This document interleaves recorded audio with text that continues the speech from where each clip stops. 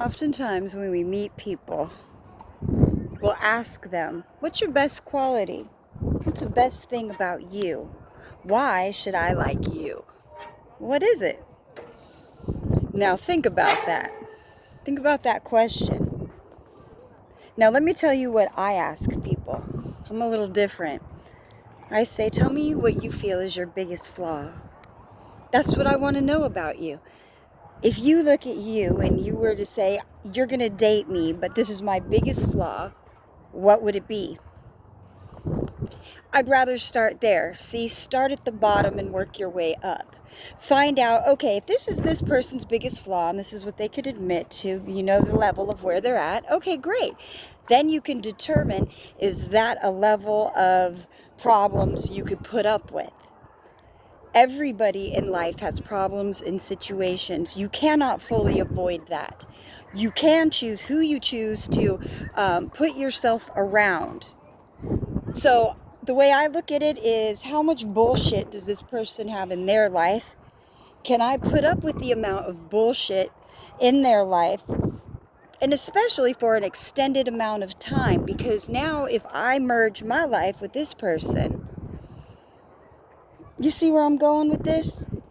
So I'm different. People say, you know, what do you look for? And I'm like, honesty, you know, intelligence, integrity. And I will ask a person straight up, if you look at you, what do you think's your biggest flaw? And that usually takes people aback at first, like, oh. And then they think about it, and they're generally pretty, you know, open, or so it appears. Uh, because I'd rather know in advance your flaws, so we can see what we're working with. Transparency is very important. Aligning yourself with people you're equally yoked with is important. Don't overlook a good person simply because they don't have every single thing on your list that you want. See, God will put the right person in front of you and you can overlook it if you are superficially looking. Because you can't be looking for an all-encompassing love, an agape love, if you're not willing to be able to accept that person where they're at in their life.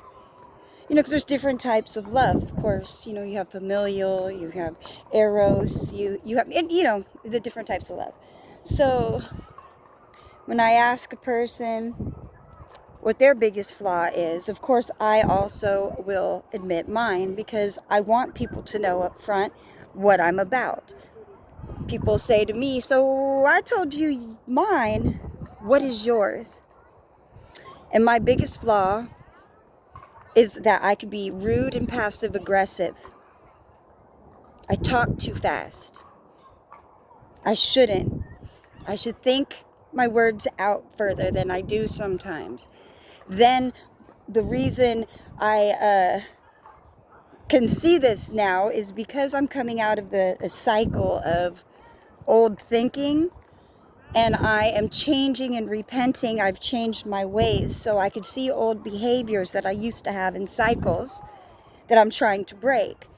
So I can't use my abuse my whole life as my excuse of why I am a victim or a slave in the mental dome.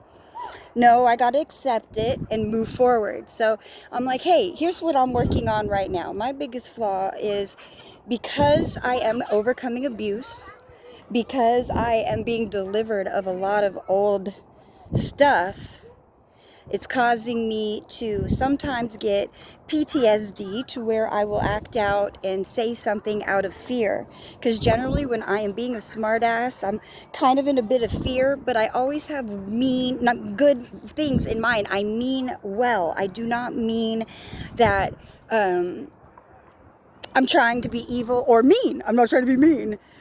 Mean and mean. See, meaning, comprehension, and mean, like behavior.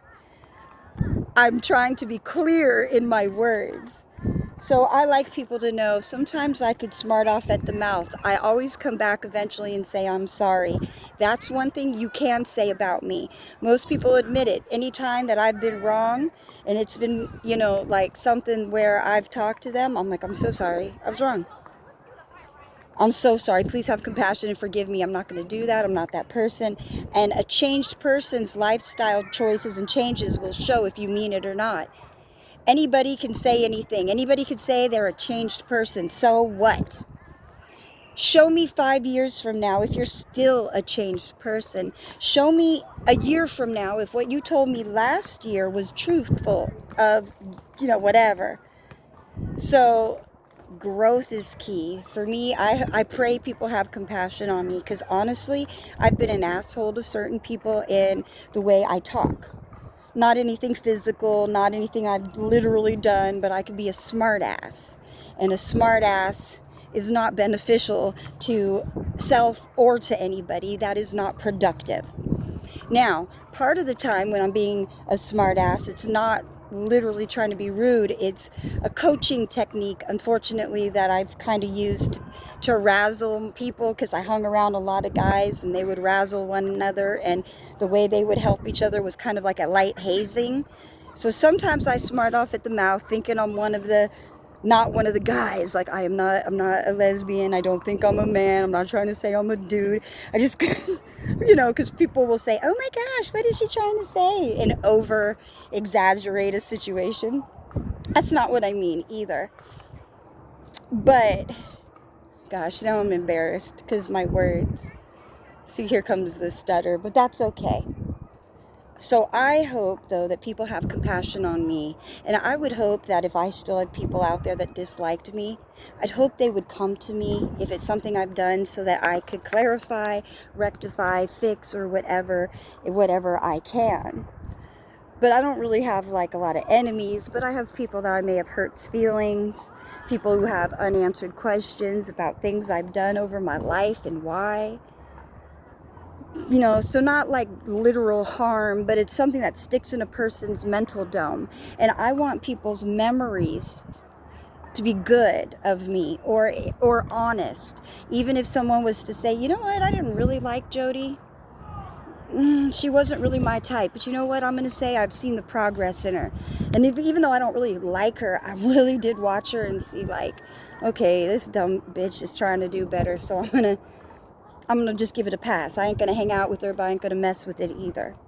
That's what I would hope, because that's where people could mutually just walk away from a situation and say, okay, that doesn't mean we hate each other. It doesn't mean we're the best of friends either. It just means that we were able to come to an amicable arrangement, So compassion, respect, we all do the best we can.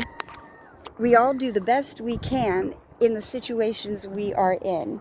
Sometimes you got to untangle the wires, like I just had to untangle my cables on the headphones, which by the way aren't good for you. It's not good for you to hold headphones or telephones to your face. If you have read the manuals for cell phones, it tells you to keep the phone at least, 6 inches or 3 inches away from your face because of the radiation. It says it right on the stuff, yet we hold it to our ear. Cancer. Anyways, you guys, I love you. Enjoy your night.